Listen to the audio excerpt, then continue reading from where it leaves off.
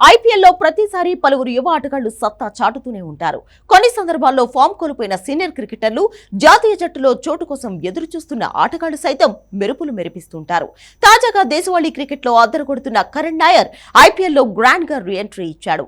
దేశవాళీలో పరుగుల వరద పారించిన IPL team India తరఫున ఇతనికి అవకాశం రాలేదు.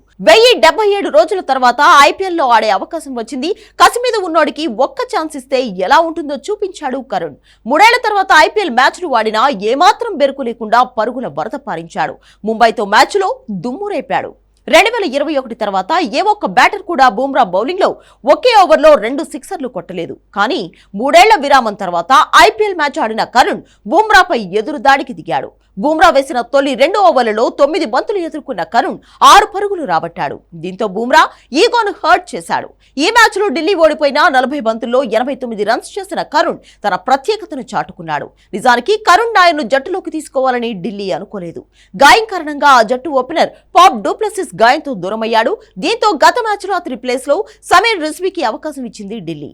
ముంబైతో మ్యాచ్ లోనూ అదే జరుగుతుందని అంతా భావించారు. కానీ అనూహ్యంగా కరుణ్ ను పిలిపించింది. అంది వచ్చిన అవకాశాన్ని అతడు చక్కగా వినియోగించుకున్నాడు. తుది జట్టు నుంచి తప్పించలేని పరిస్థితిని కెప్టెన్ కు తీసుకొచ్చాడు. తనకు అవకాశాలు రాలేవని కరుణ్ ఎప్పుడూ బాధపడేవాడు. ఈ క్రమంలోనే 2022లో అతడు పెట్టిన పోస్ట్ చర్చనీయాంశంగా మారింది. డియర్ క్రికెట్, నాకు ఇంకొక అవకాశం ఇవ్వు అని అతడు సోషల్ మీడియాలో పోస్ట్ పెట్టాడు. ప్రస్తుతం ఆ పోస్టు వైరల్ గా మారింది. ప్రస్తుతం Mumbai Indians Delhi Capitals match తర్వాత కరుణ్ నాయర్ పేరు మారుమోగిపోతుంది. గతంలో భారత్ తరఫున ట్రిపుల్ సెంచరీ చేసినప్పుడు దక్కిన పేరు కంటే ఇప్పుడే అతనికి పేరొచ్చింది. సోషల్ మీడియాలో మొత్తం కరుణ్ నాయర్ పేరు ట్రెండింగ్ లో కొనసాగుతుంది.